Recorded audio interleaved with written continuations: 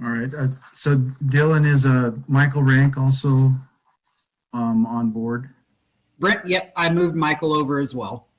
Okay, thank you very much. So good evening, Honorable Mayor and members of City Council. Tonight I will be presenting a proposed update to the city's traffic calming policy. With me tonight I have Michael Rank, the city's traffic engineer, who will be assisting me with any questions. Just as an overview, I will be covering the purpose and need, a review of the city's existing traffic calming policy and implementation levels, the 85th percentile speed, recommended revisions to the traffic calming policy, and implementing engineering devices. Can you go to the next slide, please? The purpose and need for this presentation is that we did bring the current traffic calming policy to the January 11th City Council study session. City Council asked us to review the current policy and bring back some recommendations for your review and input. Next slide, please. So the purpose of the traffic calming policy is to create a uniform set of guidelines to address traffic concerns raised by our citizens. Traffic calming can include trying to reduce speeds, increase safety, and reduce accidents. Next slide, please. So there are 3 implementation levels in our current traffic calming policy, and they are all based upon the 85th percentile speed. The 85th percentile speed is a speed at or below which 85% of drivers feel comfortable operating their vehicle under favorable conditions. The basis for the 85th percentile speed is that this is a speed that most drivers will operate based on how they feel and based on visual cues as they're driving. So this would be such things as the width of the lane, the width of shoulders, the presence of vertical or horizontal curves, any sight distance or obstructions, and the presence of surrounding developments to the roadway. So all these factors create what I call visual friction, which affects the speed of drivers. Next slide, please. So level 1 under the current policy is when the 85th percentile speed is 4 miles an hour over the posted speed limit. So under level 1, no traffic calming measures are warranted. We do review the integrity of the data. The requester may request the data for their review, and they may ask for another study after 6 months. Next slide, please. So level 2 under our existing policy is when the 85th percentile speed is between 4 and 7 miles an hour of the posted speed limit. We use education and enforcement to address speeding issues under level 2. We do review the existing signage. There is directed patrol by the PD. Also, the PD may place their speed radar feedback signs along the roadways to try to educate the public. And we would also consider other public outreach measures. Next slide, please. So level 3 under the current traffic calming policy is when the 85th percentile speed is 7 miles an hour over the posted speed limit. So again, we would use a combination education, enforcement, and traffic engineering solutions. And we'd also use physical devices such as speed humps. Again, the signage is reviewed. There's directed patrol by the PD. We may place speed radar signs along the roadway. Other public outreach methods might be considered, and we would design and install devices such as speed humps. Next slide, please. So recommended revisions to the traffic calming policy are to lower the 85th percentile speed thresholds. Level 1 would be less than 3 miles an hour over the posted speed limit. Level 2 would be between 3 and 5 miles an hour over the posted speed limit. And level 3 would be if it was greater than 5 miles an hour over the posted speed limit. We also have some recommendations for when we would put physical traffic calming devices on residential, collector, and arterial roadways. Next slide, please. So as I said, level 1 revision would be the 85th percentile speed would be less than 3 miles over the posted speed limit.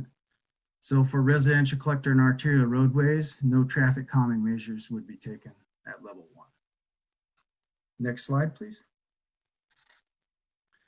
Level 2 revisions would be the 85th percentile speed would be between 3 and 5 miles an hour over the posted speed limit.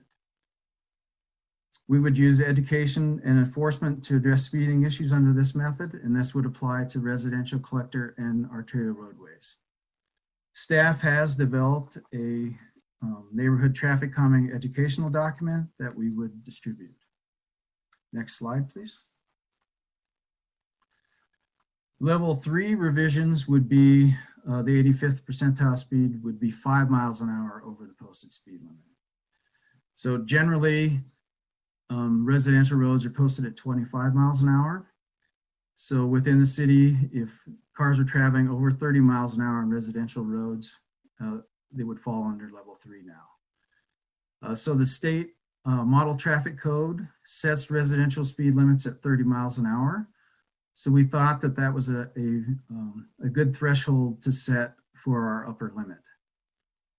So we would, traffic calming methods include education, enforcement, traffic engineering methods, and physical engineering devices such as speed humps. Staff did review speed data from the past 4 years, and we think that if we did make revisions or make these revisions to the policy, that we'd add an additional 5 street segments that would qualify for speed humps. Next slide, please.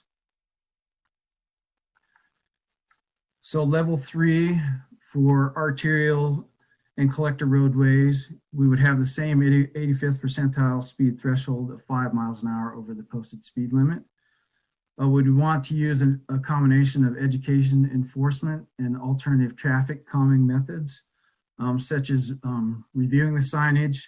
Maybe we'd place speed radar signs or look at maybe some striping modifications. For collector and arterials, we're not recommending that we would put any kind of physical device such as a speed hump on those roadways. And that would include not putting speed humps on our priority 1 or 2 snow routes. Next slide, please. So when we do implement physical devices such as speed humps, we would have an outreach to the affected neighborhood. A petition would be circulated, and all properties immediately adjacent to the device would have to be in favor. Engineering would present our solution to the PD, street maintenance, fire district, and the affected schools. Each of those agencies would give us feedback, and we would try to address any adverse impacts to their operations. Engineering would determine the source of funds to put in the traffic calming devices. If funding was limited, we might have to place some of those projects on hold until funds are budgeted. Next slide, please. So at this time, we're available to answer any of your questions.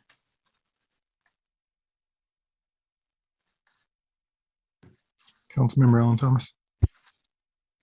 Yes, thank you, Mayor. I was just curious on 12 slide, on slide number 12. I mean, if I understood it correctly, is that saying that we would increase the speed limit by 5 from 25 to 30? No, Councilwoman Alan Thomas. What I'm saying is that the speed limit would still be set at 25 miles an hour. It's just that our threshold for when we would put a physical engineering device on a roadway would be 30 miles an hour over the posted speed limit, which is 25. I don't know if that makes sense, but. So you're not, it would still remain at 25, then you're not increasing it. Correct, it would still remain at 25. Okay. And then I was curious too, why does it take so long to get the data on the reports? Because it took like 4 years. Is there a reason that you guys know why it takes so long to get the data back? So are you speaking about trying to get speed data back? Yes. Yeah, so we get our speed data through the PD. And so we do get a number of requests. And so it just depends on how fast they can get us the speed data back. Okay. Yeah, because another just concern on slide 14 where it said there's funding limitations may be on hold. So it seems like we've waited 4 years already. So I'm just curious, and I don't know if this is a question you can answer, but since we've waited 4 years, is there some kind of way that funding can be added at least yearly? So Councilwoman Allen Thomas, so we do have a traffic calming CIPP budget, but because of COVID, we did not put any money for 2021. So that's why I put that caveat in the slide. So we are requesting, I believe it's $30,000 for next year for our CIPP budget. Okay. And so after that, will it be yearly then? Yes, that's something that I have projected yearly into our CIPP budget. Okay. All right. Thank you. Thank you. Mr. Wilson? I guess if I could follow on to the question by Councilmember Allen Thomas, I think there might be a wee bit of confusion with respect to the reference to 4 years. The actual collection of the data and getting that information probably takes between 30 and 60 days to actually get the study data back, depending on the availability of the resources from PD. The reference to the 4 years was what Brent and his team did was they went back and reviewed the last 4 years of data. And from that review, changing or adjusting these speed limits, lowering or ratcheting them down would probably result with the addition of 5 more street segments getting some sort of physical traffic calming measures done to it per year. I hope that clarifies that a bit more. Yes, thank you for clarifying. Any other? Councilmember Noble?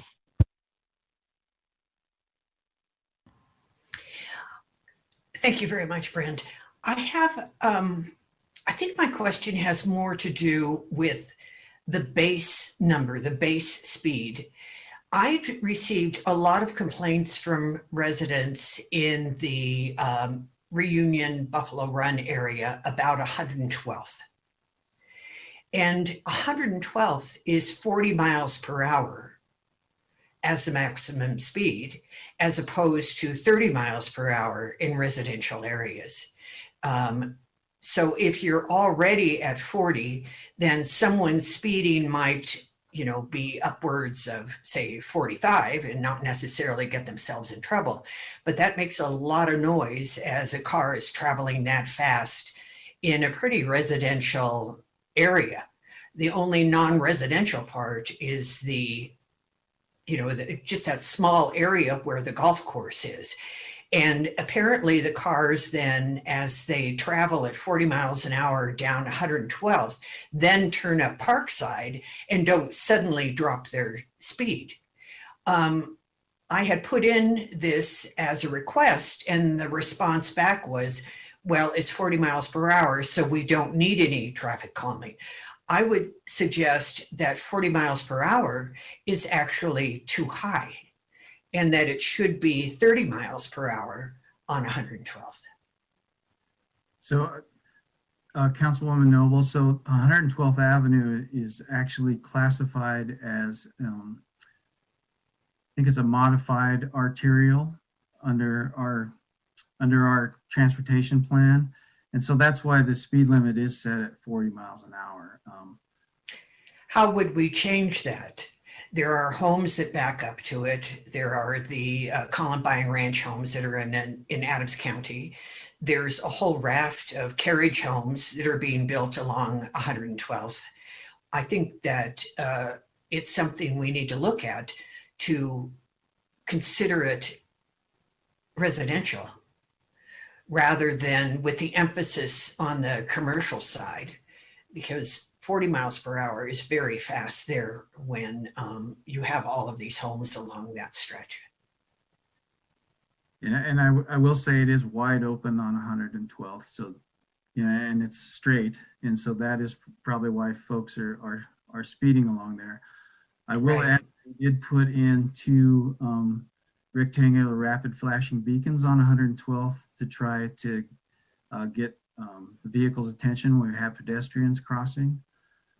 As far as changing the speed limit, I suppose we would have to do some kind of study in order to do that. I guess Joe, I don't know if you have any recommendations on how we could possibly change the speed limit on 112th if we needed to.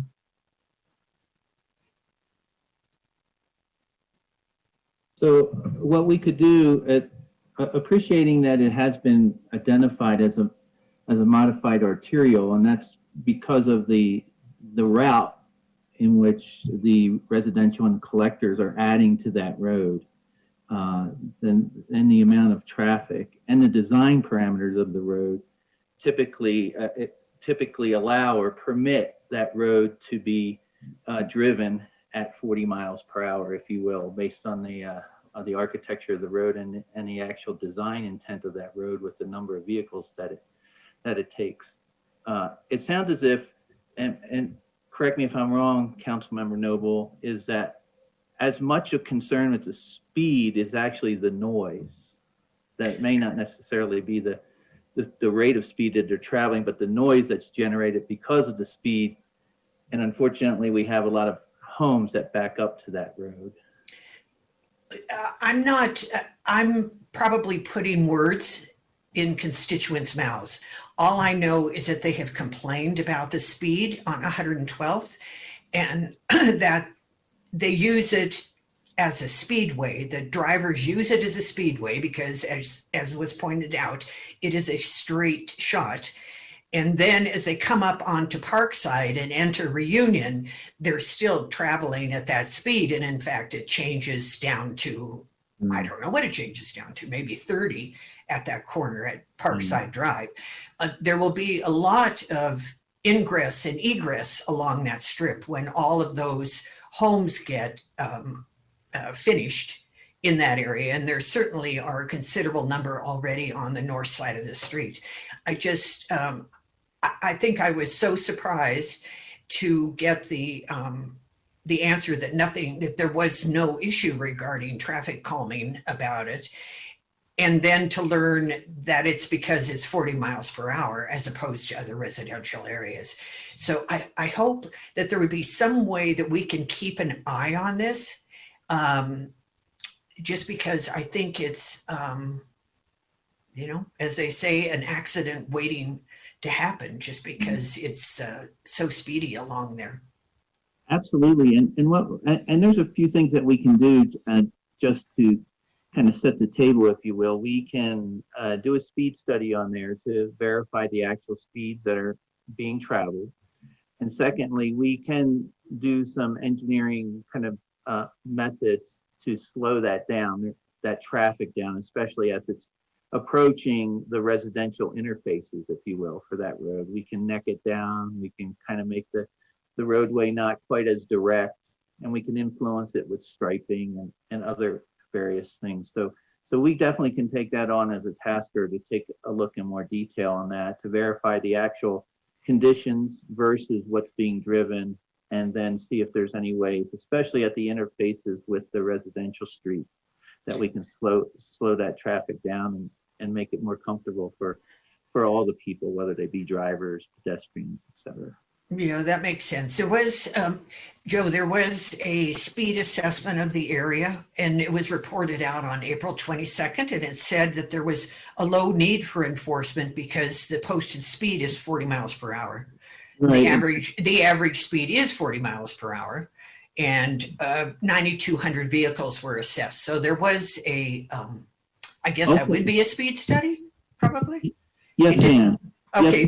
Yes, and what that is doing is that was giving us the raw data as what the speed was being on that road, and the assessment was based on the speed limit that was assigned to that road. So kind of the kind of the macro assessment of that was that there wasn't a conflict there with respect to the design of the road, et cetera. But that study, I would suggest, probably did not take into consideration or evaluate specifically the inflection points with the different residential roads that transition onto or off of 112th. And we can look at that in more detail.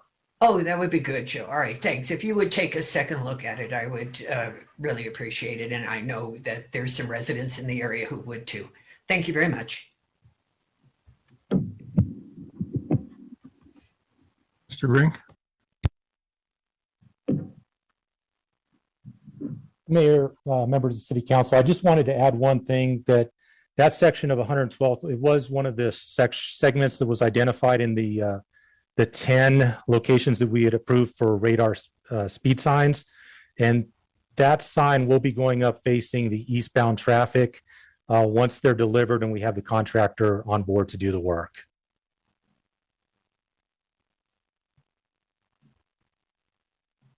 Thank you. That should be helpful also. Any other questions or comments regarding this presentation? Seeing none, thank you, Mr. Wilson, Mr. Soderling, Mr. Brink, for your time this evening. We will move on to the next presentation of the evening, which is council policy updates concerning social media policy. Will Robert Sheasley, our city attorney, please make the presentation? Good evening, Mayor and council members. This is round 2 of recommended policies from the policy committee, and it's one you've largely seen before. Last year, we went through this social media policy in essentially the same draft with some minor additions here. And so we will not go through it in the greatest of detail unless you like it, would like to do so. So Dylan, if we could have the presentation. The policy is detailed, and I've done my best to get it down into 10 slides. The full policy is in the packet, however. And as you all know, social media as an official council member comes with a lot of pitfalls. And the way this policy has sought to address those pitfalls is by making each council member responsible for their use of social media, giving guidelines so that council members can know what is private use versus public use, and recommending very strongly having separate accounts. And then establishing standards for use and the expectations for staff as well, and for council members. With that, the standards not only protect the rights of the public, it gives them clear guidance about what is or is not acceptable on official city pages, and that will protect council members and the city as well. Next slide, please. And so the real dividing line that we learned when we had the outside presenter last year in February, I believe, on social media was that the very gray line as to whether you're using social media in your personal or your official capacity is going to be the boundary that you have to navigate. And a court would have trouble looking at, and is going to look at the totality of the circumstances of your social media use, and in particular, the post that may or may not be in question, or the comment or the action. And so the way the policy treats this is saying, if all of your social media is subject to the policy, if it is purely personal use, it's not subject to the policy. It's kind of backwards, but that's the way we have to treat it, because you can make a personal account into an official account based on how you use it. And so we have tried to put some guidelines in there to make sure you maintain a separate and distinct character. You don't use your city email address, you don't use your position, your title, or say you're talking as a city representative, you're not excessively discussing business or affairs of the city. I recommend you avoid that entirely because excessive is going to be in the eye of the beholder, which could be your peers on council, it could be a judge, it could be a jury. And so avoiding that where at all possible is very important. Next slide, please. This is the first of many slides labeled standards for your use. And this is a mix of your general concepts and some legal issues. On your official capacity, on your official social media, recommend that your page or account identify that it's your official account. The council policy expresses an expectation that council members will be accurate in the representations they make. There won't be misrepresentations or speculation because your council official account is intended to support the work of the city council. The purpose of your use, as expected by council, is to improve discourse in the city and among council and the understanding of the community and the council of what's going on. There are a number of prohibitions that I hope would be second nature: ethnic slurs, profanity, personal insults, which mirrors a lot of how your council meeting policies already work. There's also a restriction on posting restricted content, which we'll get into on the next page because it's 2 columns of bullet points. Confidential information, personal information. You don't want to get into perceptions of doxing anyone and revealing personal information or violating any laws that may relate to that. And then intellectual property of other people. Next slide, please. So restricted content is largely a lot of what we talked about, but it goes down into much more detail here. Obviously, discriminatory, actual discriminatory, against the law discriminatory language, degrading or obscene language, anything defamatory or libelous, which is, again, because it's First Amendment based, it's kind of a gray area. So if you're going to be demeaning anybody on your official webpage or saying false things potentially about somebody else, that is something you want to stay away from because of the potential for you to be sued for defamation. Anything of a sexual nature, commenting or discussing on our legal activity or any investigations that are ongoing in the city to preserve the integrity of those investigations. Harassing statements, soliciting commerce. You shouldn't be using your official position to sell anything from your Etsy store. And I don't know if anybody has an Etsy account, so that's not pointed at anybody. Encouraging illegal activity, confidential information, common sense. If it's going to put safety and security of the public or our public systems at risk, you shouldn't post it. You obviously can't use official campaign or official sites for campaign purposes or any ballot questions unless it's the official city council position there. And then threatening comments. Next slide, please. We'll get halfway through our standards here. This mirrors your council policy already about stating your position, which is personal, as the position of the city council or of city policy. So it has an encouragement to use a disclaimer saying that this is my personal opinion even as a council member. It's not the opinion of the city council. Just put what you would say if you're testifying somewhere or speaking to the media on something controversial, that you're not representing the position of the city council. It's important to understand that there's no expectation of privacy for your official accounts or any posts that you make thereon. And there is a lengthy terms of use document that we have created, and it's a very similar or identical to the one that the city social media policy would use. And that would govern not only how you use the page, but how the public interacts with the page. And especially how, if you have something inappropriate being posted on your page, how you deal with it. And that would be included on your account, linked from an account, put in your comments, however you do it. It just has to be available to the users so they know the restrictions. Next slide, please. Anytime you hear about First Amendment from a government perspective, you'll hear a strong restriction on viewpoint discrimination. We cannot, on your official accounts, have you restricting somebody's ability to view a post or post comments based on the viewpoint that they're expressing, whether they're for something, whether they're against something.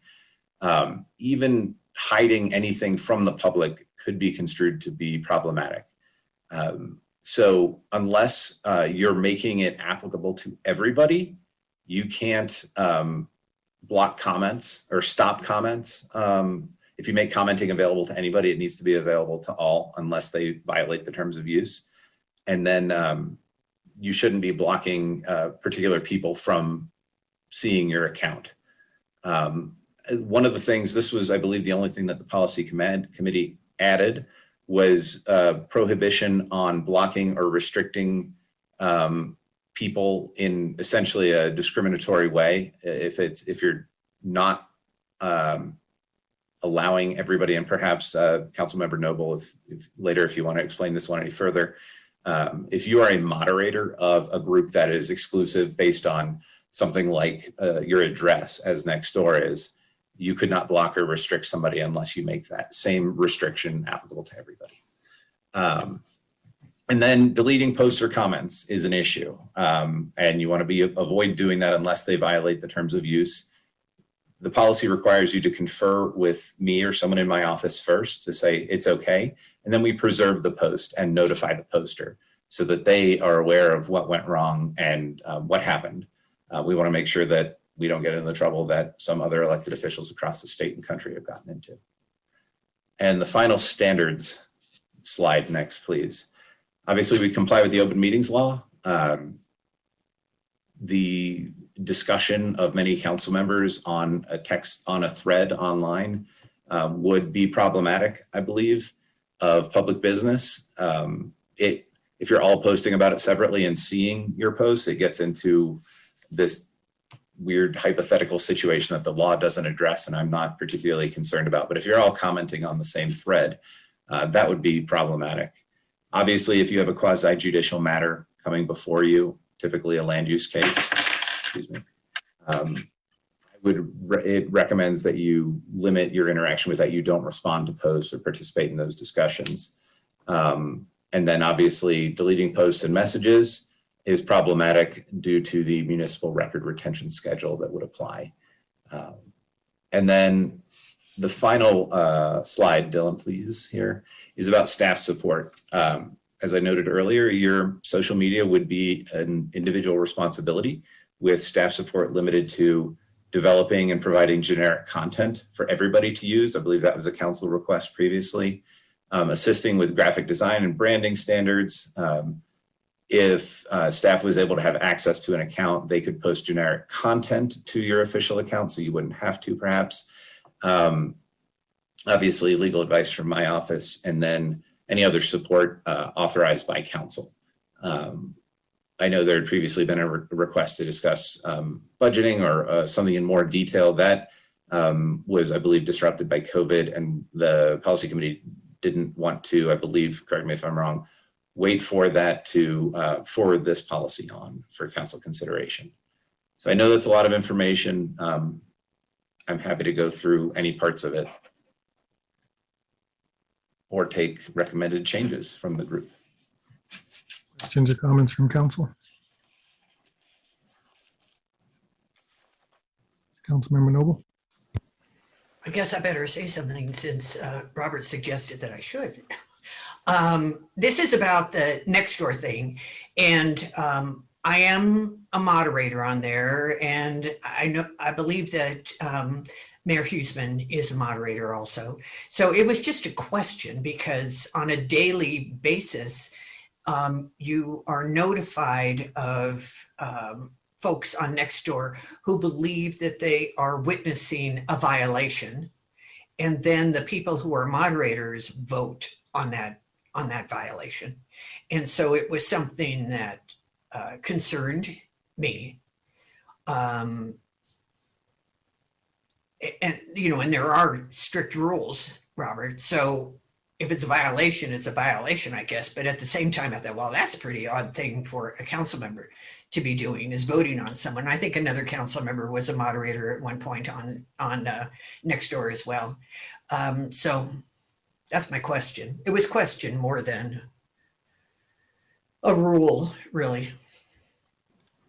Sure, thank you for that. It reminded me of where that developed from. And the language that we specifically put it in is on page 4 of the policy, and we developed in the committee, was to say where you're using an account to moderate or lead an exclusive group, the council member that controls that account won't block or restrict access to individuals or groups from that group unless it applies to all members of the public, or restricting posting abilities or deleting of posts or comments where it involves public business, or have somebody else do that on their behalf.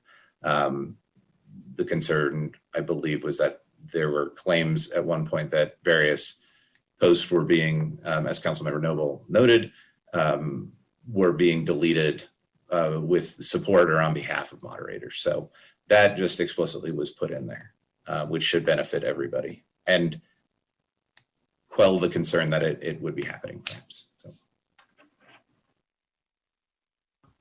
Or allowed, that they're allowed. So it's both that they were deleted or that they were allowed. Nextdoor is one of the most confusing social media tools there is, actually. Councilmember Hurst.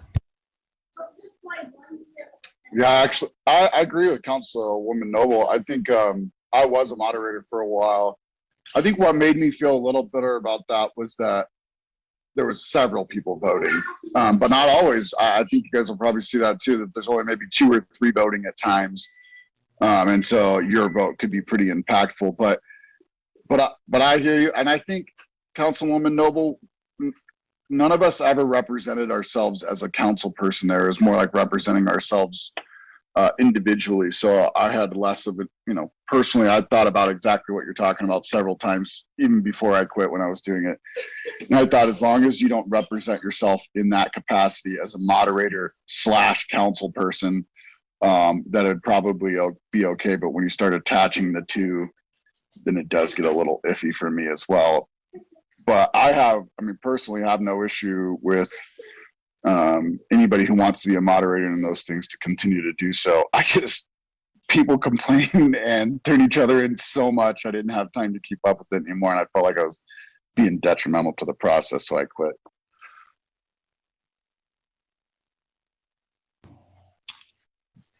I think your sentiments pretty much wrap it up. I get tired of the emails that come in every single time if somebody thinks this is offensive or that is offensive. I quit voting on all that stuff altogether. And Councilmember Noble, whenever I made you a moderator, I even said that it's annoying how many emails you get on that. Not something that I even want to participate in. There's some good things in this policy update, but as a whole, I can't support it. And one of the biggest things, we keep throwing out this term official account. None of us have official Facebook accounts. An official Facebook account would be paid for by the city, funded by the city, and operated by the city, or would be along that function. You look at the governor's Facebook account, you look at, other elected officials, their Facebook accounts that are basically funded by the government entity that they belong to. We talk about protecting the First Amendment rights of the residents and making sure that they can post, but then we want to infringe on our own personal First Amendment rights. And I just take issue with that. And, if you want to have an official account and you want to put policies on what an official account will say, will do, or will not do, then it needs to be funded. It needs to be a budget position, and it needs to be a function of the city to operate those things. But as long as it is a single member who is taking time out of their time, out of their schedule, who is taking time out of their resources in order to operate a Facebook page or engage with residents or whatever, then that's their First Amendment right to do so. And so I can't support anything that is going to infringe on somebody's First Amendment rights to post whatever they want to. And, it's just like anything else with the First Amendment. There are consequences to what you say. There are consequences to what you do. We've seen people who have lost, TV shows. We've seen people who have lost, jobs, seen people who have lost positions in professional sports because of their exercising of the First Amendment right. But that's a decision that they make. But again, it is not for us to infringe on any elected person in this city or beyond First Amendment rights to do whatever they want. And so as a whole, I can't support these changes to the council policy. I think there are some good things that are in there. I think there are some things that just go way beyond what the responsibility of the city council is, and can't support it as a whole. Any other questions or comments?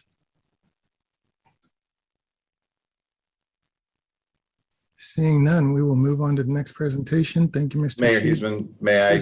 Yeah, thank you. I just want to offer, you raised some good points. I don't know from a legal perspective that we're violating council's First Amendment rights. It is certainly not without limits to do anything you want, but I get your drift generally. One of the purposes of the policy is to protect the city from liability here. And so an option with this is to not have such a robust policy, but remove the city council, any council member using social media from the protection of the city, and essentially say the city won't be liable for your actions in social media, whether it be something you post or an action you take that could violate a law or another individual's rights. And so those are options there. I want to make sure I have the consensus enough of the group to go forward with putting this on an agenda. And if you want to move on, that's fine, but I want to make sure I know where we're going from here. So anybody, Councilmember Guardiola? Thank you, Mayor.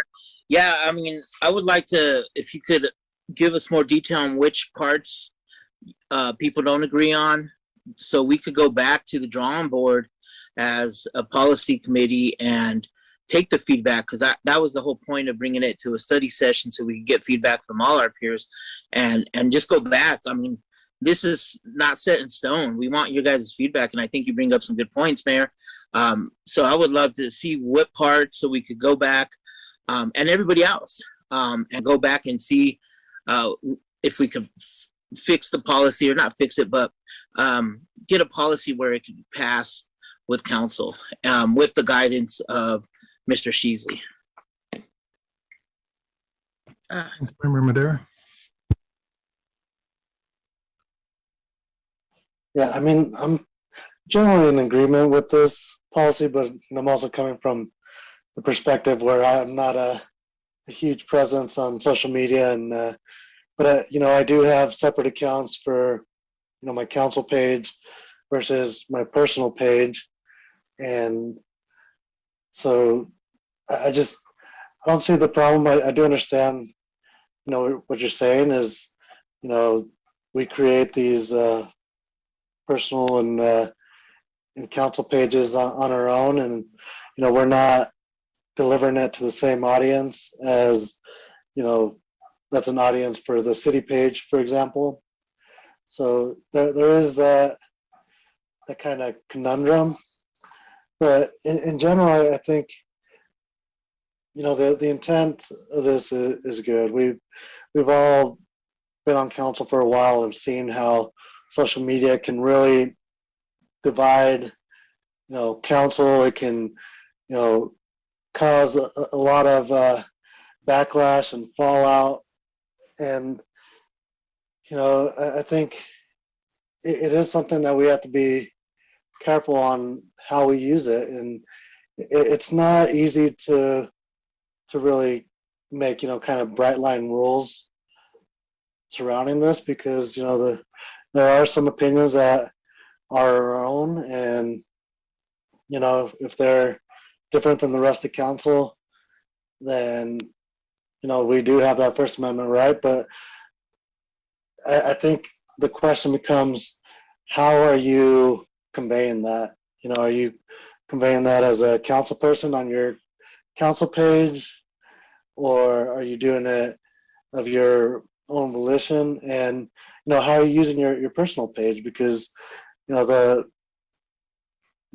group pages for the council pages, they work a lot differently. People have to opt in, follow you, like you, in order to be able to see and participate in those pages, where your personal page is a little bit more open and gets a greater audience. So I think a lot of times that line gets blurred, where we put things on our personal page as our personal opinion, but we're really speaking from a council perspective, because we reach more people that way. So I think this kind of helps clarify that, or maybe we need to work on setting those parameters, so there is a clear kind of expression of, this is the council page, and then this is your personal page. But once you start blurring that line, then but where is that? And I think that's kind of where we have to get to with this, and I don't know if we're quite there yet. Councilmember Hurst? Yeah, I see both sides to the argument. I think good points have been made on both sides. I really start to think about particular times in the kind of political cycle, if you will, or when this could become a conflict. Say I'm running for re-election. I guess that's the best situation since you're already on council at that point. Quite honestly, everybody during an election makes some pretty bold statements, if you will, that don't represent everybody else on council in most cases. And so where, your constituents that you're already serving want to know why they should reelect you. And if you're having those discussions on your city council page, I'm not sure that that's necessarily a bad thing, because you're being open, honest, and transparent in that situation, as long as you're not blocking people from those conversations. But on the other hand, I understand that an egregious action taken on social media could be a reflection to everybody, sitting here on this meeting. And so,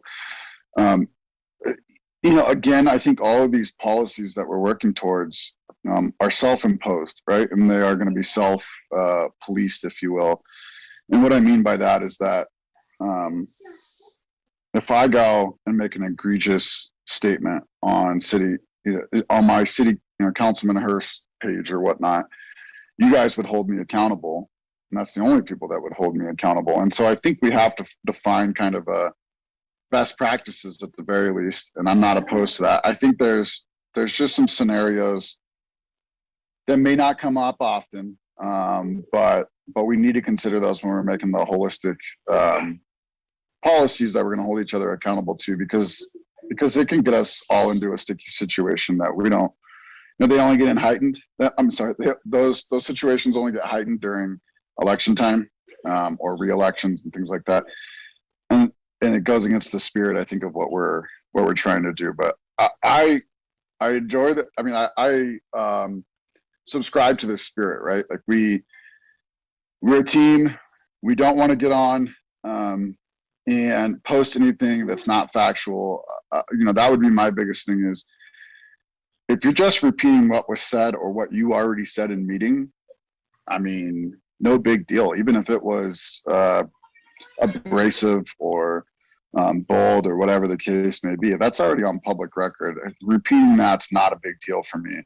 But, being silent on an issue and then berating everybody afterwards is not what we're all looking for. I think that's kind of the spirit of this. It's just making sure that we're all consistent. That'd be my biggest concern, is just trying to set that expectation. If it's broken, then we kind of have this type of policy to talk about what we can do from there. But again, this isn't something that all of a sudden you don't get to be a city council person anymore if you violate this. This is something that we have to hold each other accountable to, and just keep a policy of how we would do that. So with that being said, I think there are some things that we can clarify to make sure that we still kind of hold our individual freedoms as humans, as well as simultaneously council people, by having a limitation, so we're not kind of dragging everybody down with us in certain scenarios.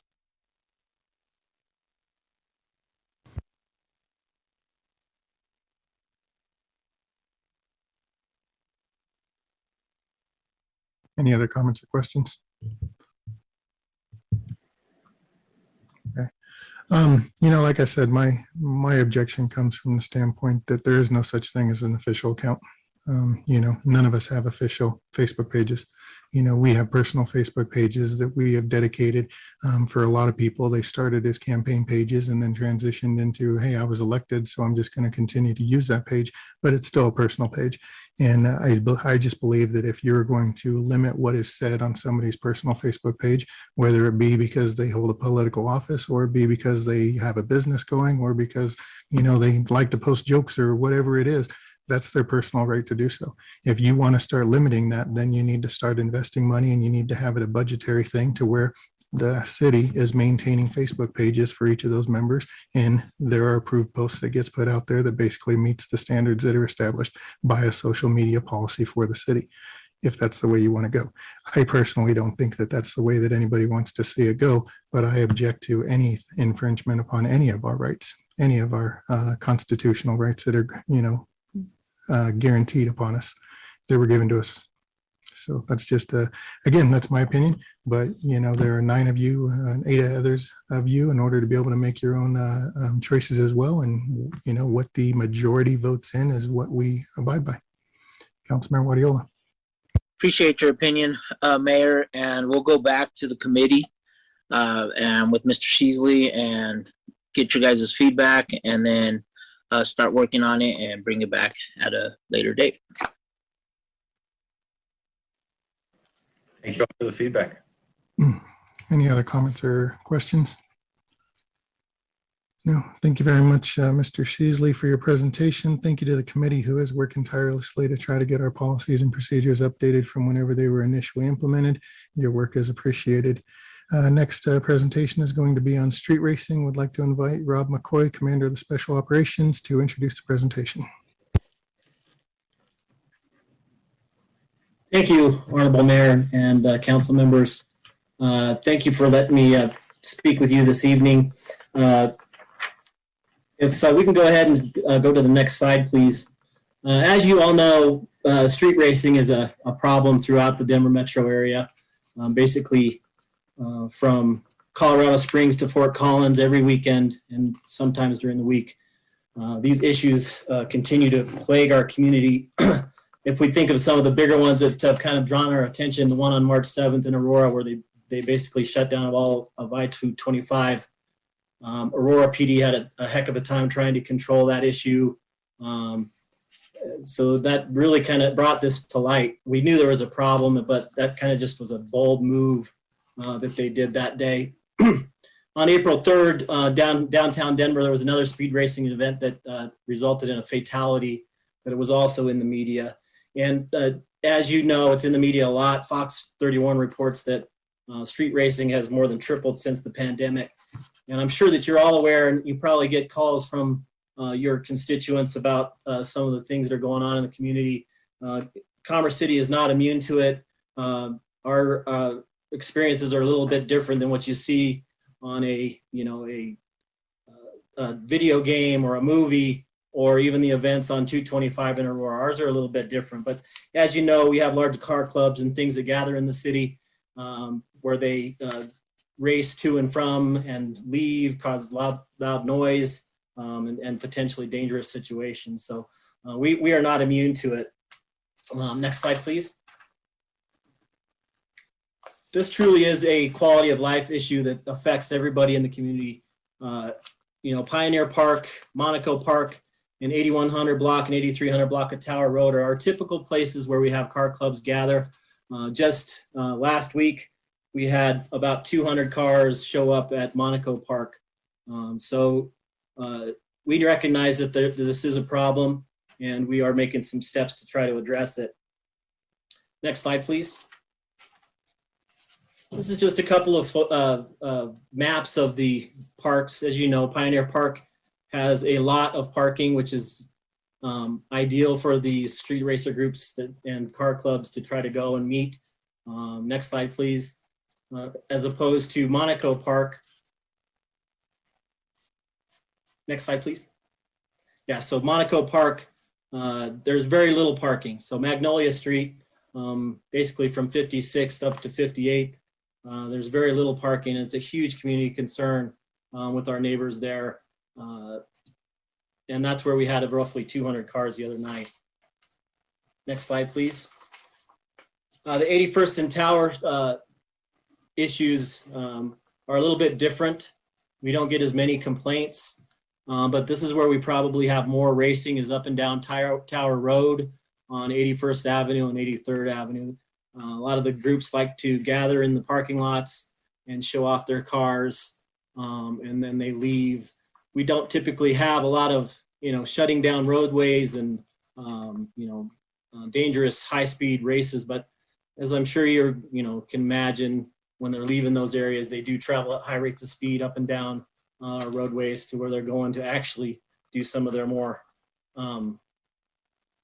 racing. Next slide, please. So over a 3-year period, we had 124 calls for service related to street racing. Not just racing, again, shutting down a roadway and speeding in a competitive sort of race, but calls for service from the community about racing, cars racing up and down the street, cars racing up and down parking lots and so forth.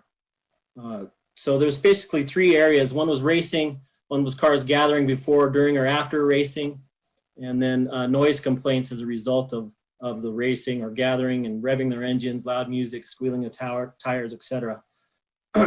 These complaints were not speeding complaints. If we were to include speeding complaints, I'm sure, as you can imagine, it would be well above 124 over a 3-year period. So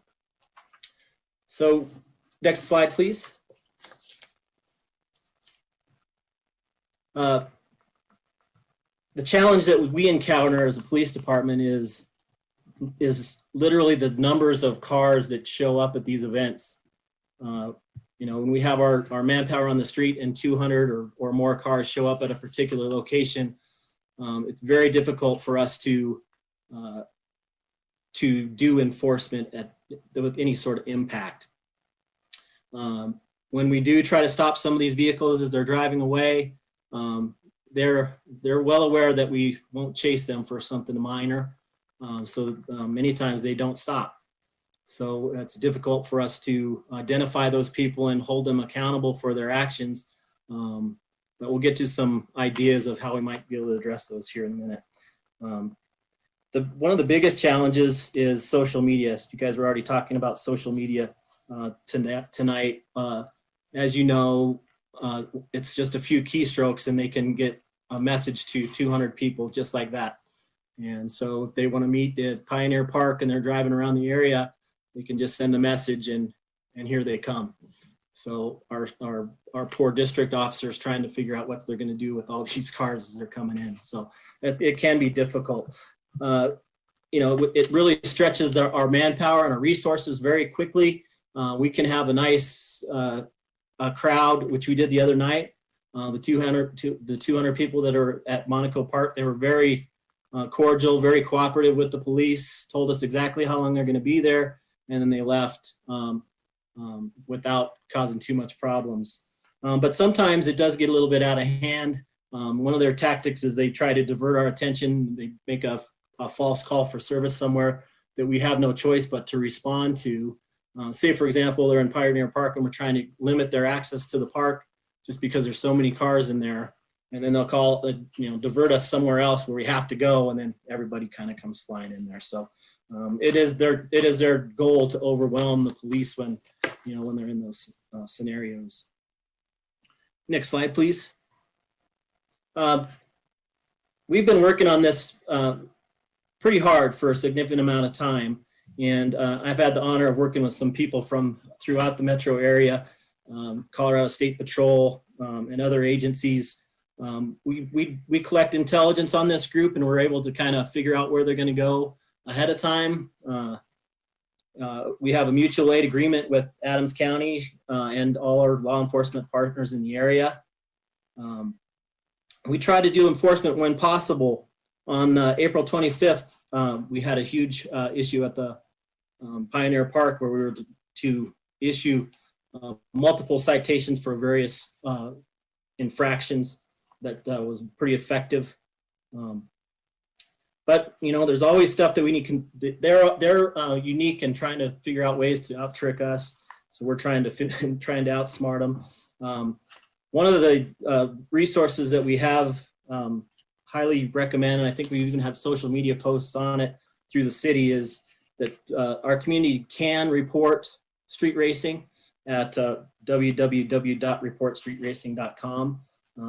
And that's been pretty successful in helping us figure out where these guys are going. So next slide, please. Next couple slides, when we were putting this together, was kind of trying to figure out what's the next steps if we had any sort of ordinances that we could tweak or implement. There are quite a few current traffic laws and applicable ordinances that are already on the books. I won't bore you with reading these all, but there's a ton of things that we can charge people with through the state model traffic code. Next slide, please. There's also a lot of ordinances that we can charge, ranging from unreasonable noise, disorderly conduct, curfew in the parks, and some of these other newer ordinances related to parking in parks that we're already addressing, things of that nature. Some of them do require a victim to prosecute, so somebody has to come forward and be willing to testify. Others we can charge them accordingly without a victim. Next slide, please. So in preparation for this, I met with city attorney staff, and we came up with a few ideas. They're not finalized by any means, but a few of them are things that we took from other agencies. One is street racing and an exhibition of speed prohibited as a city ordinance, which would require jail sentences and potentially fine increases. Again, this is a work in progress where we're going to have to work with the wording in the city attorney's office to make sure it's all legal and that sort of thing. So the other one is, I thought this one is most applicable for us, and is trespassing for the purposes of furtherance of street racing. So if we have a large group of people gathering in a park or in a private business, and they're starting to, squeal their tires, leaving at a high rate of speed, coming back, those sorts of things, we could potentially look at those. And one of the biggest ones was 3-2304, which was penalties, and that was to increase the penalty if they were to violate anything related to street racing. Next slide, please. Some of the future efforts, we're going to continue with our ongoing mutual aid operations. This has been very successful. We did an operation, I believe, April 18th, where we had basically 100 officers throughout the Denver metro area that we were involved with, where we basically chased them around not literally, but followed them around the metro area trying to quell their activities. And working with this work group, we'll formalize the investigatory process and partner with them to potentially charge more severely into state court, potentially even civil actions against those groups. One of the neater things for this group is to educate the street racing community. One of the things Colorado State Patrol and other agencies are doing is working with Bandimere Speedway and actually allowing some of these cars to go and race legally, where it's safe and in controlled environment, as opposed to on our streets where everybody could be put in danger. There's a lot of technology out there. I won't bore you with all this stuff, but one of the things is a plate reader where we can actually figure out who the registered owner is on some of these vehicles, and then do some follow-up and have conversations and potentially even charge them if we can identify them doing some illegal activities. And as you know, one of the biggest things is enlisting community support for reporting and deterrence. We have been successful with our social media program and getting some cooperation from parents and things of that nature. So we will continue with that. And then sometimes you have to get down and just figure out what's going on in the group, because we can't see everything. So utilize undercover investigators to help identify it and help build criminal cases and hold the real problem accountable. So, next slide, please. And then just kind of brainstorming some of the other ideas is to potentially physically close Pioneer Park after hours. An idea was to put some sort of arms on the entrances to avoid people coming in there immediately after hours. Another was to put signage on closed roadways with signage that says, for example, Magnolia Street is closed through traffic unless you live in the neighborhood during these particular hours, which would allow us to have additional enforcement tool if they're just continually traveling up and down that street. Kind of like in the old days when people used to cruise Colfax or, cruise Westminster Mall or something like that. Next slide, please. We also made some recommendations recently to the budget for a covert automatic plate reader. We also, I think council's aware of the live view mobile trailer surveillance system that's, we're attempting to get some contracts going with that. And then again, the after hours solar powered gates, that was another consideration. And I think that is it. If you have any questions, I'd be happy to do my best to answer those. Questions or comments from council to staff? Councilmember Grimes. Thank you, Mayor. Thank you for the presentation. I don't have a particular question. I just want to say thank you for addressing this. It's something that I had asked the chief about a month or two ago. And really my question to him came from the incident on 225 and then the subsequent changes to ordinances in Aurora. And I want to make sure that as other communities regionally crack down on street racing, that we don't become the recipients of the overflow.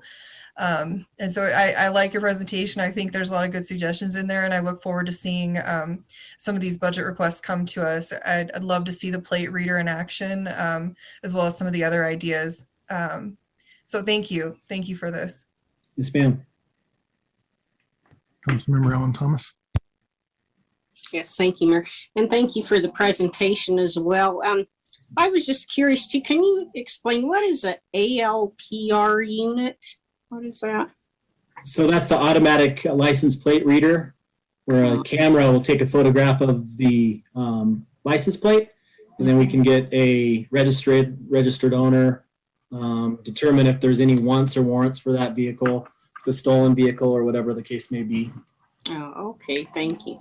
And then my constituents called to report street racing, and they complain that nothing happens. And since I've been on city council 18 months, I hear there's not enough staff. So do you feel like we need more staff still, or does the Commerce City Police Department maybe need help outside from the police department? Well, I would defer to my boss for that one, ma'am. But I think we could always use more resources. But Aurora Police Department has an 800 to 1,000 man police department, and they were overwhelmed very quickly as well. So sometimes throwing manpower resources may not be the answer.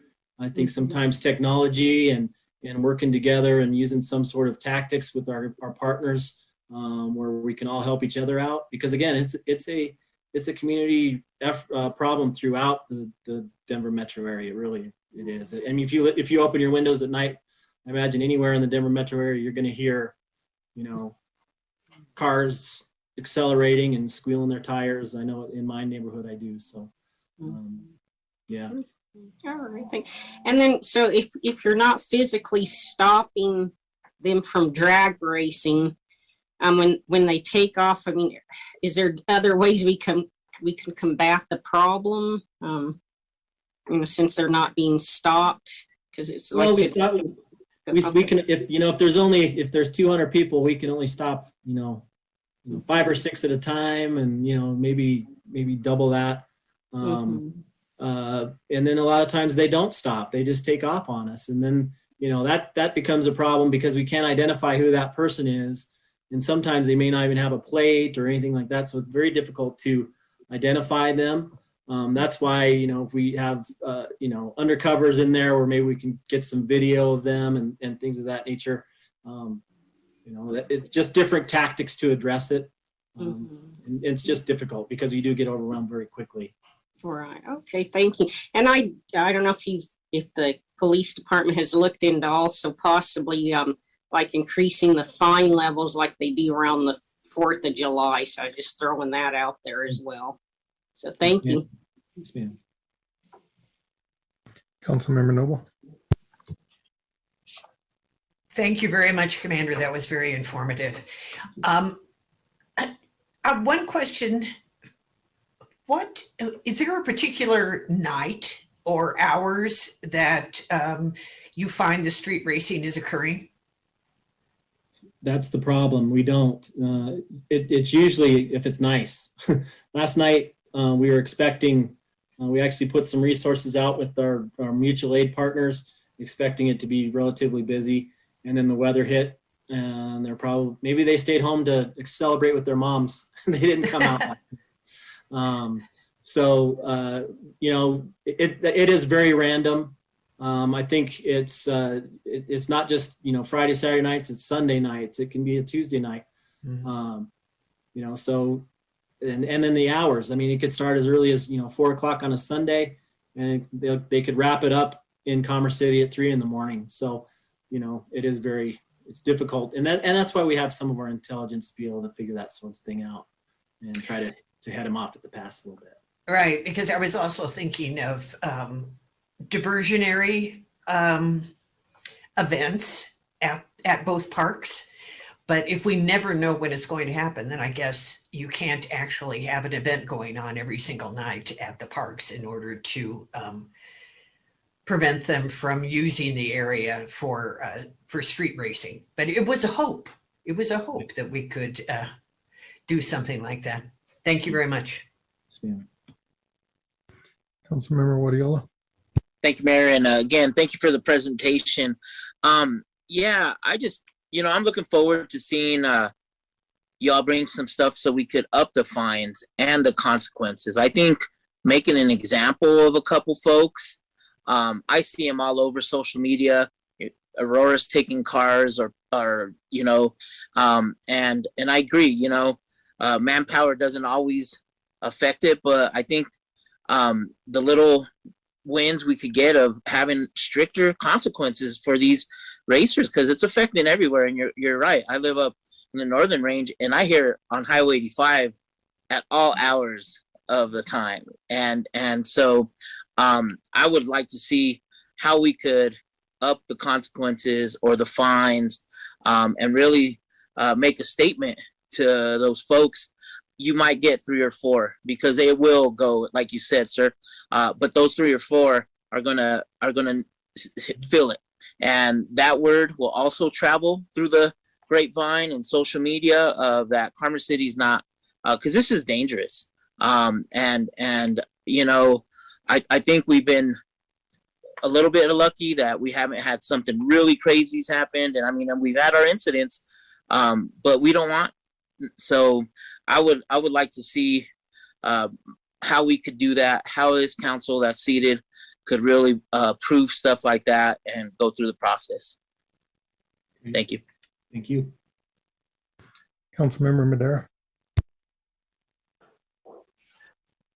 Yeah, you answered one of my questions when you answered Councilmember Noble's about, you know, using analytics and trying to predict where and when they're going to be. Because, you know, I grew up in the cruise culture on Federal, and we'd be there on Sunday nights, and, you know, we'd be cruising the loop on around the Westminster Mall on Fridays and Saturdays. And, you know, and I know that there's still some similar things that go on here. Like Sunday nights is big for, you know, the highway racing, when they can get a little less traffic and they're able to shut down, you know, 225 and I-25, and you see it a lot. And I think for Commerce City, our roads are so bad that it's hard for them to actually race here because they might drop a transmission. But I think it's a perfect gathering place because we have, you know, a lot of, you know, warehouses and big parking lots where, you know, it can accommodate a lot of cars without calling a lot of attention. So I think that's where, you know, the problem lies here, and where we have to kind of get ahead of it, whether it's how you said, you know, with our intelligence and trying to predict where they're going to be before they're there. So, you know, I'm interested to see how you guys do with that, and if we're able to, you know, kind of schedule resources around those times that we're expecting these cars to be there. And I also think the education piece is going to be really important. You know, I've seen programs in other places that discourage street racing, and, you know, maybe teach kids some of these mechanical skills at the same time, but they also teach them how to go out to the tracks and how to do it the right way and what they need to do to be on the track and, you know, pass, you know, their safety inspections and everything else that goes with it. And, you know, I think part of the problem is, kind of going back to like skateboarding. When I was growing up, it was people were skating everywhere and destroying property and waxing ledges and doing all this stuff. And it wasn't until we started building skate parks that people had places to go, and that you really started seeing these people that were skating get off of the streets and go more to the places that were designated for them to utilize. So I think there's a shortage of tracks. I mean, we only have Bandamere in this area, and it's a lot easier for people to gather, here, maybe somewhere that's closer to their home, and do this legally. And so I think, part of it is we should start working on maybe a regional approach to try to get some more places that people can do this safely, and encourage them to get off the streets and do it in these controlled environments. I agree. Councilmember Alan Thomas. Yes, thank you, Mayor. And I just wanted to add, I do really like the idea with the solar paneled gates at Pioneer Park. And I hope, the mayor and other city council will support the police department, especially in that effort, and look into cost to get that up sooner than later. So I just wanted to add that. And thank you for making that suggestion. Thank you. Councilmember Grimes. Thank you, Mayor. Can you clarify for me? You made a mention of Bandamere and some of the clubs using Bandamere. Are those sponsored events? Are they things that the clubs are doing in conjunction with Bandamere, or how is that happening? Well, the street racing work group and state patrol has been working with them. I don't know the exact date when that's coming up, but it's an event where it's basically just that. If they can race against, and I think it's been going on for years. You can race against the police. We can bring out an Explorer and see how we do against one of their souped up cars. But it's just trying to say, hey, there is a safe way to do it. Kind of the social media thing, getting the word out there, like, hey, if you want to race, let's do it in this controlled environment. And Councilmember Madera was exactly right. There's just not enough. I mean, they want to do it more than just once every 3 or 4 months, right? I mean, they want to, if they're doing it every night, 3 or 4 months isn't going to quell it. But it is an option to kind of show them maybe how to do it safely in a controlled environment. So I think we support that, and we're going to be involved in that. So hopefully that answers your question. It does. That was my next question was, are we going to be involved? So I appreciate that. Thank you very much. Yes, ma'am. Any other questions or comments? Councilmember Alan Thomas. Oops, I apologize.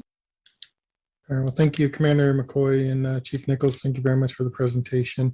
Definitely like the idea of being able to close off Pioneer Park with some gates, and look forward to seeing a budget request for that, as well as the automatic camera trailer. I know there's one sitting at the King Supers over by Constellation on Martin Luther King there in Central Park. And I just think it's a fascinating piece of equipment with the elevated camera up in the sky, and look forward to seeing more technology like that being used in order to overcome some of the shortages that we have on manning that can basically augment and have eyes out there for you guys to use. So look forward to those budget requests coming forward so that we can get those tools in your hands so that you have everything that you need in order to be successful in combating that. So thank you again for your presentation, and we will move on next. I see we're already advancing through slides to the Adams County Home Investment Partnership Program Consortium. Would like to invite Cheryl Steinberg, CDBG Coordinator, to introduce the presentation. Hello, Council. Good evening, and this is Cheryl, as the Mayor mentioned, and I'm also here with Eric Chatham with Civitas LLC. He's one of our consultants. And sorry about the advancing slide there.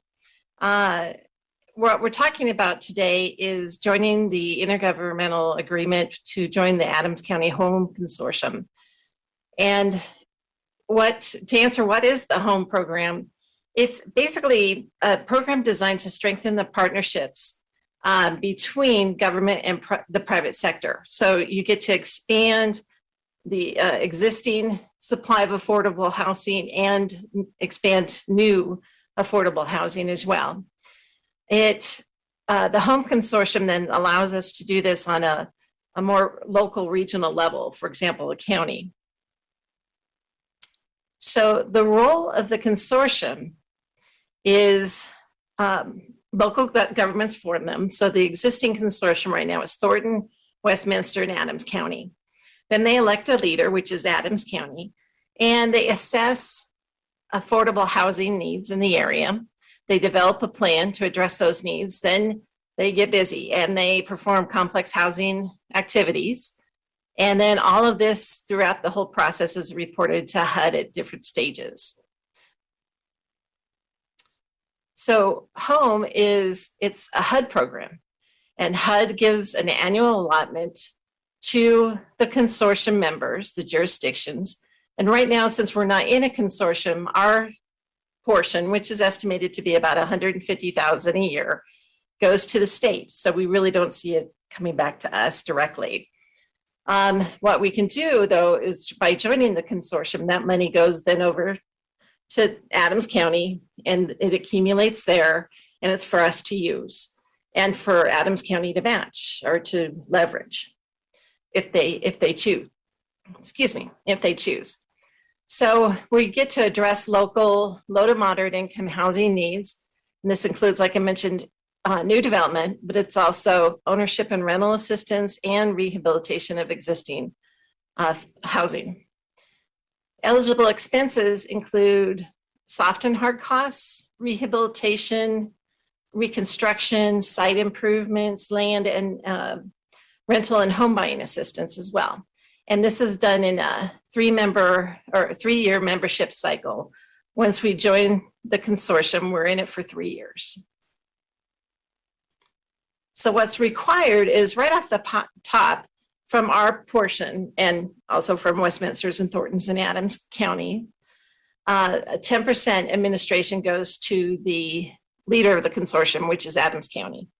Another 20% goes to the local, to the CHODO allocations, if there's one in play. And that's a community housing development organization. Then we have our responsibility for each project we pursue would be a project match of 25% of non-federal funds. And this can be tax credit, land, donation, developer contributions, and so forth. And as I mentioned, the commitment to the consortium once we join us for 3 years. So we would be done with this one September 30th of 2025. And the contribution, we would need to contribute and adopt Adams County's consolidated plan. We would no longer be required to do our own. We would simply contribute to Adams County, which would have a portion for us to add to, and then they submit it to HUD. The Adams County Consortium, Thornton, which is again Thornton, Westminster, and the county, will move their program years over to our program years, which starts October 1. Adams County then prepares all the documents and reports and accounting necessary. Projects are selected by the city in cooperation with the consortium. And those are typically based on their readiness or timing of the project and the overall benefits to the community. And the city, if they join, would start October 1st of next year, so 2022. And at that point, at the end of the 3-year commitment, we can opt out if we choose. Home consortium benefits, it's going to help us meet our affordable housing needs here in the city. It captures the city's housing funding that normally would be going to the state and brings it here to the city. It gives us over long-term savings on the consolidated plan. And for example, this consolidated plan we're currently in is a $40,000 plan. So it would save roughly that every 5 years. Then there's the benefit of regional collaboration to produce a larger scale low to moderate income housing developments.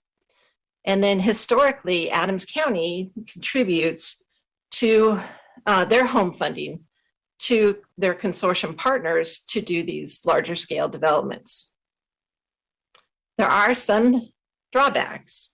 The leader of the consortium, Adams County, gets the administrative funding. There'll be none coming to the city, but they do the lion's share of the administration, and ours is limited. We have limited administrative requirements, which I would be doing, I believe. And then Adams County's contributions are not necessarily guaranteed. But what they have done in the past, I wanted to show you a few examples.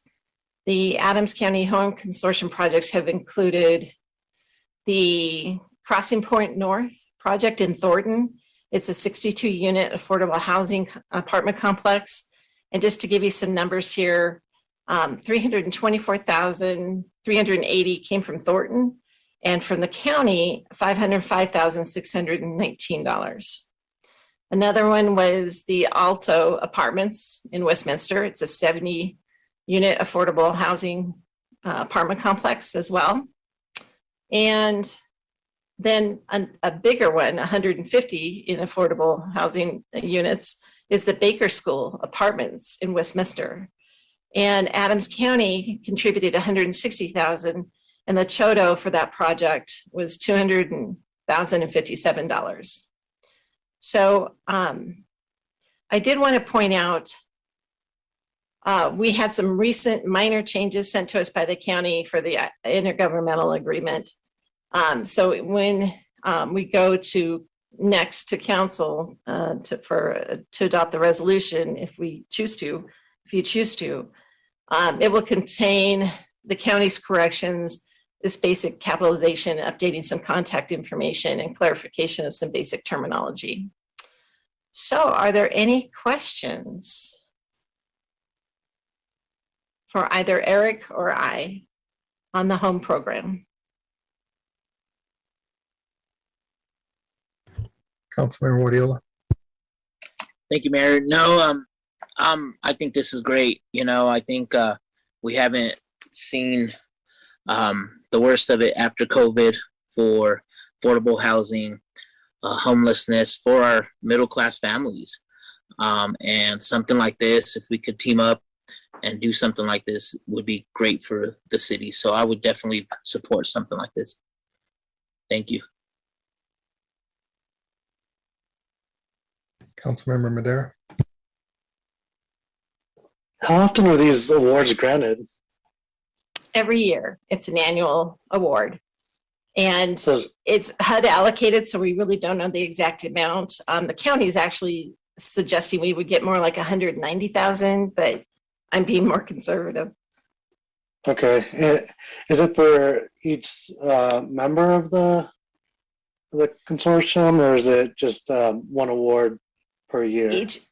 Good question. Each member of the consortium gets their own formulated allocation by HUD. So since we're a little smaller, ours will be a little less than Thornton and Westminster's. Adams County gets a very large allocation. So it's going to change a little bit every year, but it's for each member of the consortium based on a formula. Okay, yeah, that's great. Councilmember Noble. I like the looks of this. Thank you so much. Certainly a building costs a lot more than 600,000 for some of these units. So are these projects that are done with the developer and then we're making a contribution and the county is making a contribution? Is that how it works? Classically, yes, that is. It can be, local affordable housing developers, national ones as well. It can be Habitat and those kind of programs as well. Okay, thank you very much.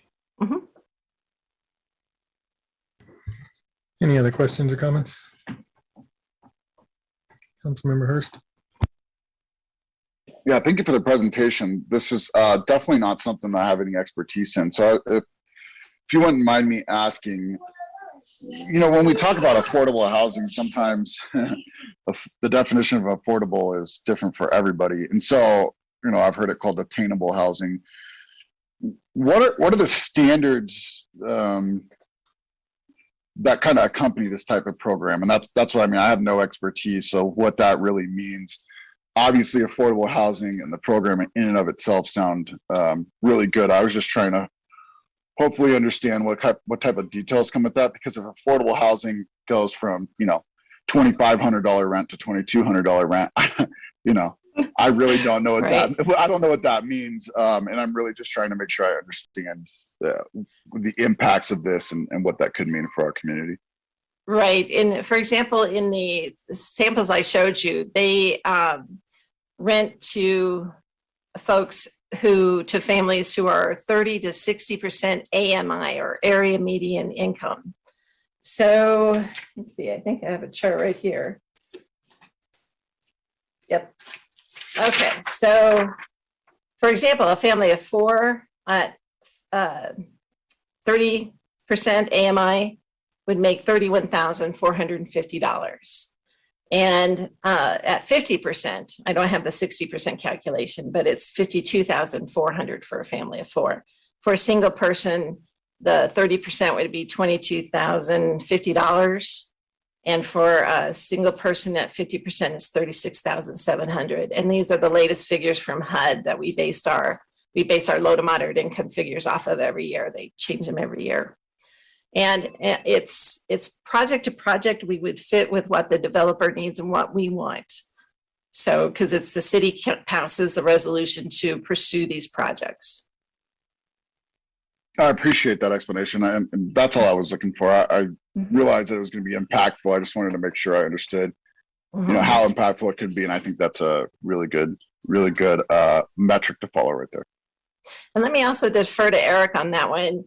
Did you have any additional comments on that? Hi, good afternoon, ladies and gentlemen. Thank you, Cheryl. I could also share with you, council member, that HUD also publishes not only income limits, but rent limits for rental housing that's assisted through this home program. As an example, a 3-bedroom rent limit in the Denver metro area for households at 50% AMI would be $1,362 for for a 3-bedroom. Excuse me, for households earning that 60% AMI that Cheryl mentioned, the income or the rent limit would be $1,737. And that actually includes utilities. So if you factor out a few $100s a month for utilities from each of those, you're really looking at between $1,000 and $1,400 for a 3-bedroom apartment would be the limits. So that's some of your targeting. Again, HUD publishes both income and rent limits for these projects for the Denver metro area and for all areas around the country, of course, but specifically for the Denver metro. So our developers would have to follow those guidelines annually. I appreciate that. Thank you. Councilmember Noble. Thank you. Cheryl, I don't know if this is a question for you or for Jason, but given our reliance on metro districts, is there anything that we need to change in service plans or ordinances or building code or whatever the case might be that would encourage affordable housing? Because we have this PUD sort of bucket thing right now, and I would surely like to be able to use affordable housing, but I don't believe that we have any requirements regarding affordable housing in Commerce City. And that is a question I would refer to Jason.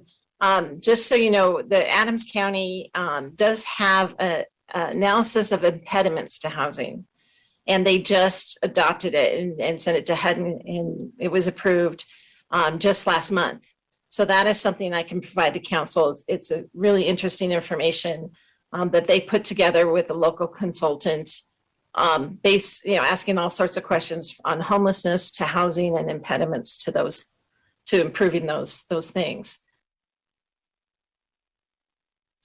Thank you, Cheryl. Councilmember Noble.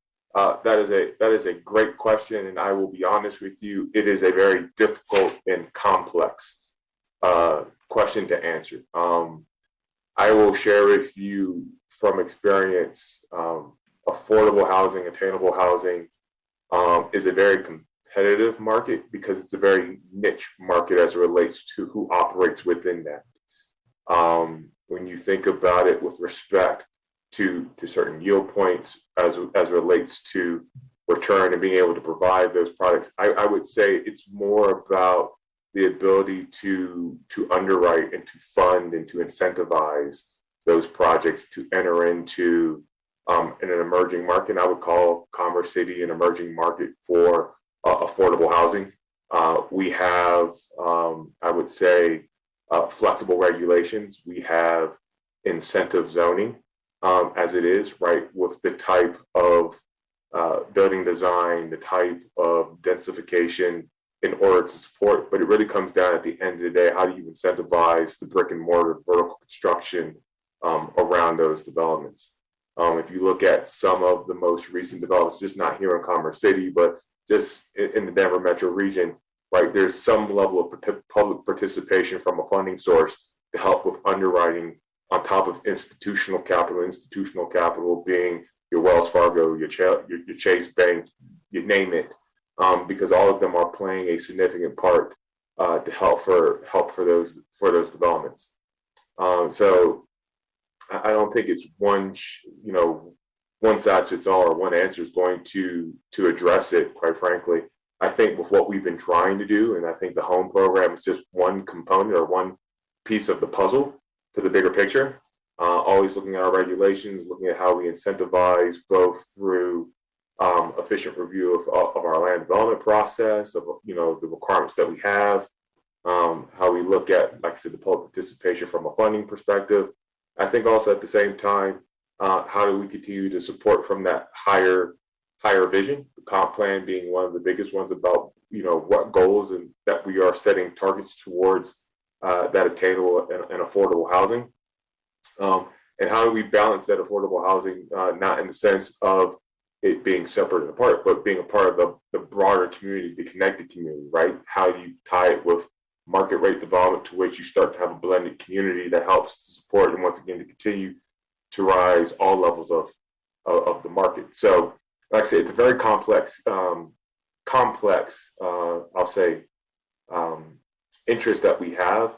And like I said, there's no easy answer, but it's having to be broad brush in our approach and our thought process to it.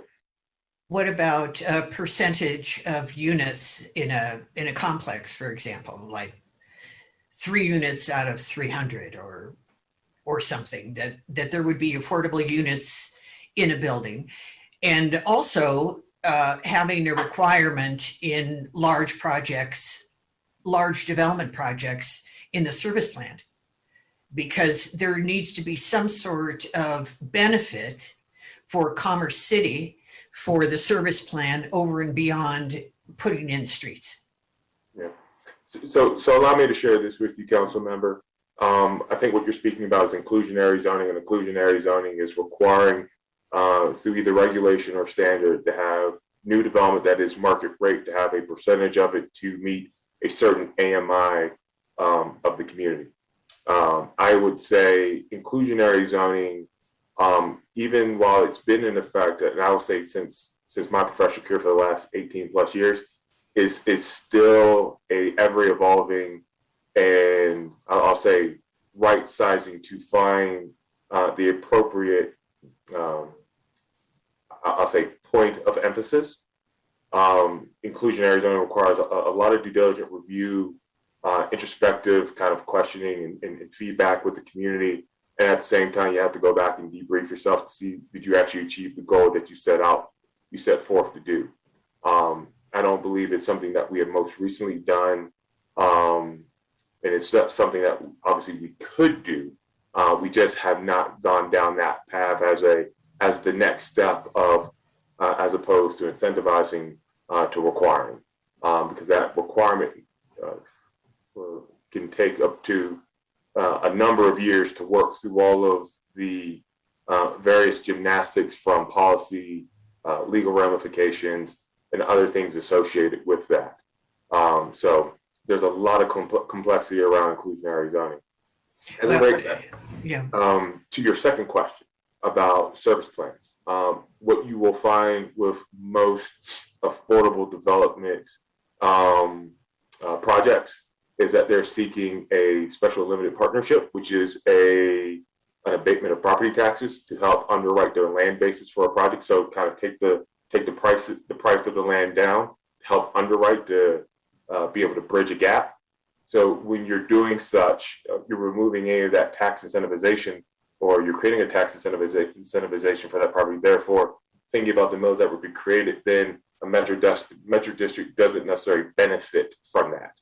So what you find with affordable projects is that they're few and far between by actually creating a metro district to help support public improvements in and around or within the development. Part of that's going to be captured within, typically for a funding source to help bridge either 90% or 30% of a project is a 4% or a 9% LIHTC, which is low income housing tax credit from the federal government, which is issued and offered through here, the Colorado Housing Finance Authority. So in that, a lot of those offsites and onsites are being captured through their funding sources. So hence not the need for a metro district to support their project.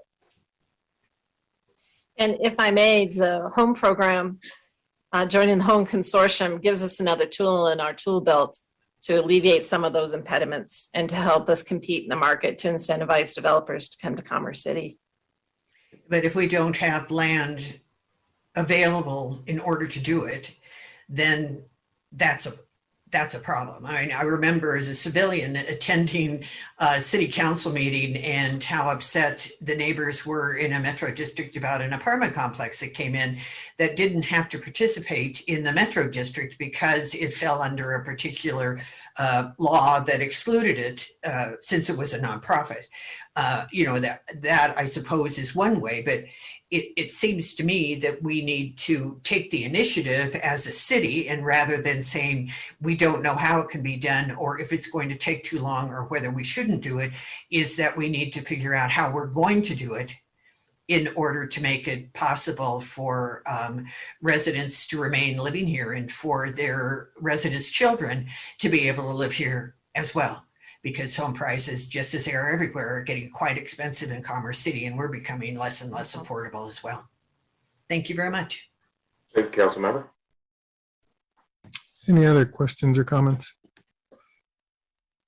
Seeing none, would like to thank you this evening for your time, ma'am. I think the presentation was great and look forward to seeing us advance this as a topic of conversation for possible participation for the city.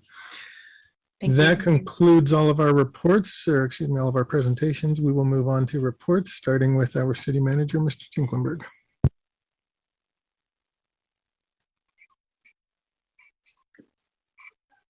Good evening. Thank you, Mayor. Bring up my report. I wanted to let you know that in regards to the hotel development over in the Mahe Greyhound Park, we've contacted additional developers, and one developer has informed us that he no longer has an interest after initially looking at it.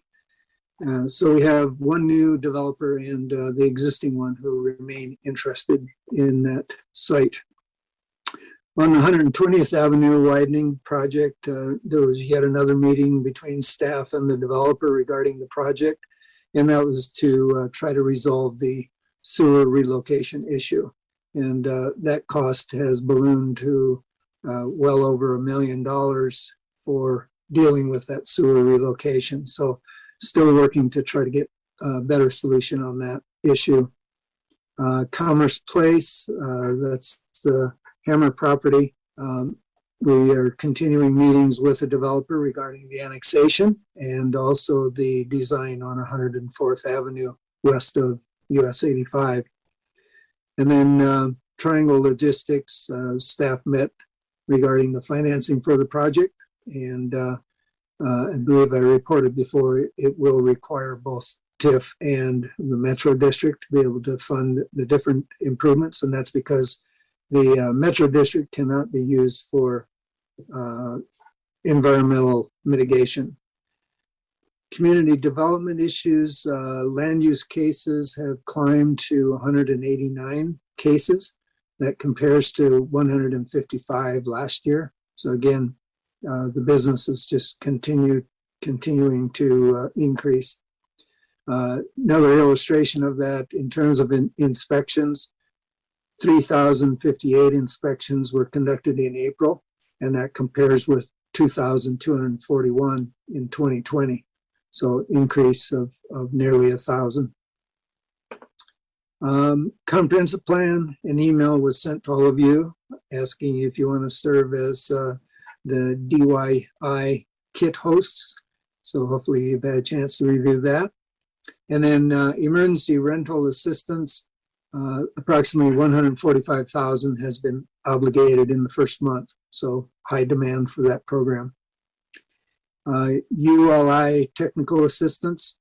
Staff is working with the Urban Land Institute on a technical assistance panel for a fall discussion on catalyzing equitable development around the RTD station. So that's in preparation, in anticipation of the development that will be occurring in that area, one of which is for the also school site. Economic development, just a reminder again that the federal payroll protection program lending is still open until May 31. And then finance is still working with the outside auditors. That audit is still underway, and that should be wrapped up, if I recall correctly, by the end of the month. And in terms of police matters, just a heads up that Denver is going to be conducting their testing of warning towers. And so depending on weather conditions, wind direction, you may hear their sirens go off on Wednesday, May 12th. So this coming Wednesday. And they'll be testing them for 3 minutes. In terms of public works issues, the 112th Avenue Bridge over the Fulton Canal. So that's just off of Brighton Road, east of Brighton Road.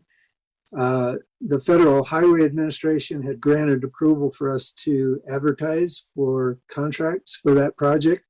However, there are migrating birds nesting under the bridge.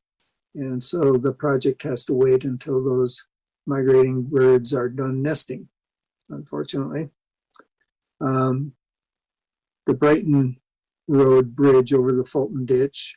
On that one, Xcel Energy has elected to bury the gas line currently hanging from the bridge. And so that's going to require coordination between Xcel and the ditch company. So that also will delay that project. In terms of green yard waste drop off this coming Saturday, so that's the 15th, A1 Organics is accepting green yard waste for free. And that's between 8 o'clock in the morning and 1 o'clock in the afternoon.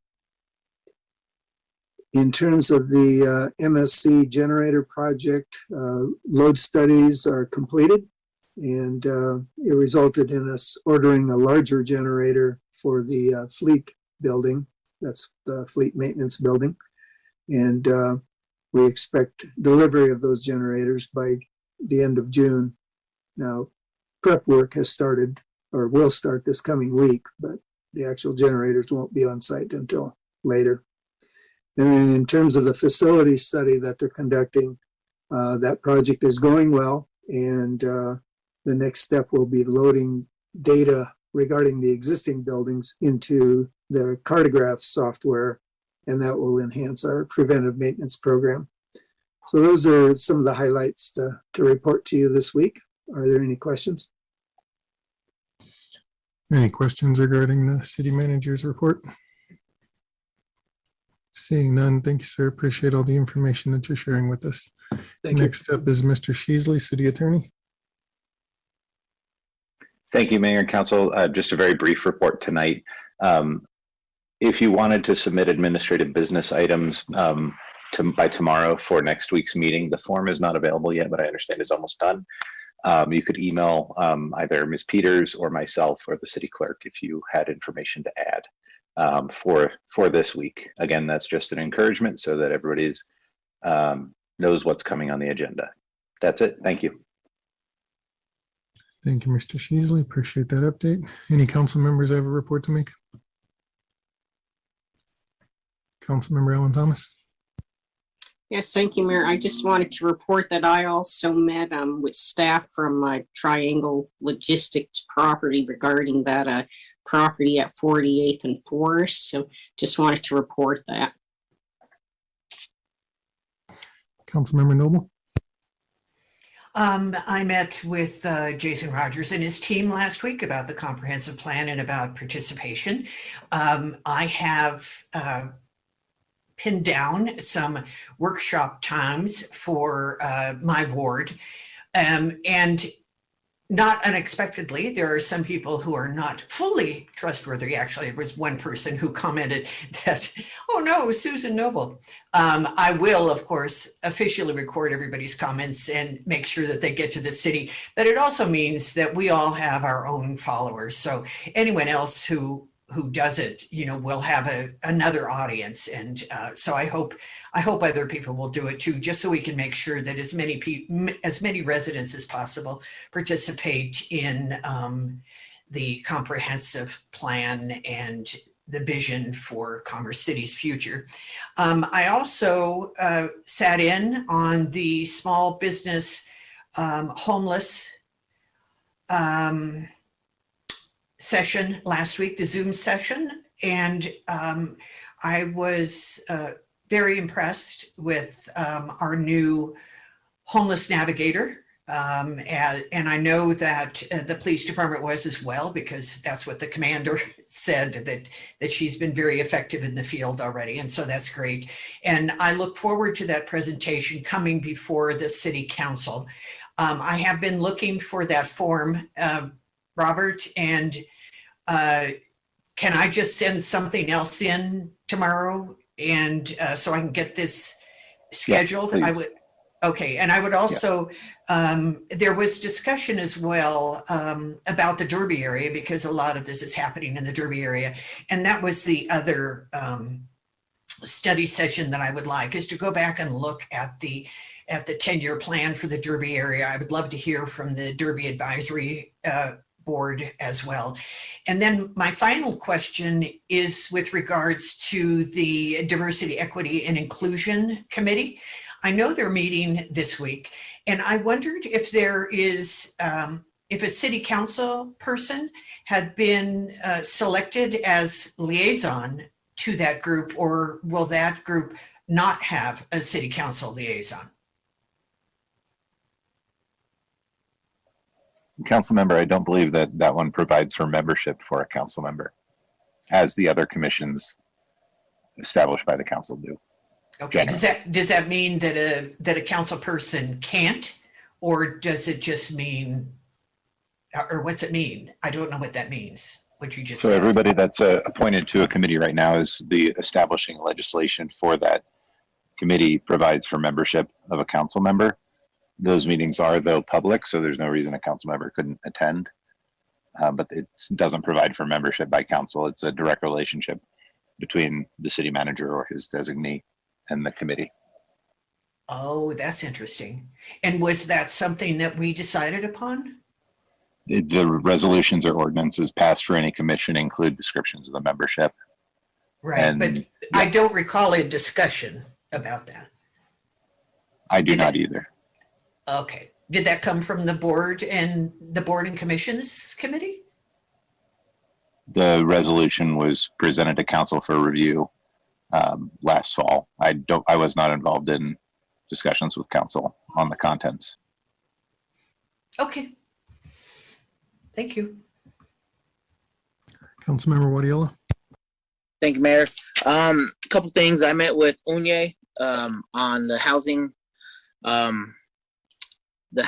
issues in Commerce City. Heard some very just bad testimonials on what our residents are going through right now, and so I just heard them out. I met with Hickenlooper's office staff And I also attended the homeless webinar, which again, kudos to the staff members and everyone that presented. It was very informative. It's I just think we're really going to go into a housing crisis, especially in Commerce City, and we really have to do something. So yeah, and that's it. Oh, sorry, one more thing. May 20th is our last youth commission meeting. It's at Bison Grill, and then they're off for June, and we'll start back up in July with a retreat. We're going out there. If you guys know any youth, please. A lot of our youth are actually graduating, heading off to college, so our membership is low. I will be going into the high schools in the upcoming weeks. I presented to the Youth Commission for approval of the presentation that we came up with, myself and Mayor Pro Tem Frank, and they gave some good feedback. So now we'll be going into the high schools and trying to recruit, just because we had a lot of seniors this year, and we're losing a lot, which is good. They got to move on to the next step. So that's my report. Thank you. Councilmember Grimes. Thank you, Mayor. I also met with Triangle Logistics last week and was very interested to see their presentation and what they've been working on with staff as far as bringing back a proposal to council related to the URA and financing structuring. And so I'm interested to see that come back before us, and was encouraged by their update. Any other council members with a report? Seeing none. Let's see, last week had a Metro Mayor's Caucus meeting. We had great discussion over the transportation bill. We discussed that during the legislative subcommittee is to include some of the issues that some people have with the bill and whether or not we're going to support it this time. The city is monitoring. I also participated on the webinar that was done by our staff in the Small Business Center. Greatly appreciate a couple of things. One, the staff putting that together for our local businesses, but also for the City Council for approving that position. I think that position is going to immensely help people in our community who need it the most. That evening, Councilmember Smith and myself participated at the county level event for the Adams County Mayor and Commissioner Youth Awards. Would like to once again congratulate all the awards and finalists and the nominees and the winners, especially those from Commerce City, and would like to thank Councilmember Smith for your continued support of the youth in our community during that. That is all I had for meetings last week. And with that being said, we have finalized our agenda. Any last takers on reports? Seeing none, have a good evening, have a good week. We'll see you all next Monday for a regularly scheduled council meeting. Good night.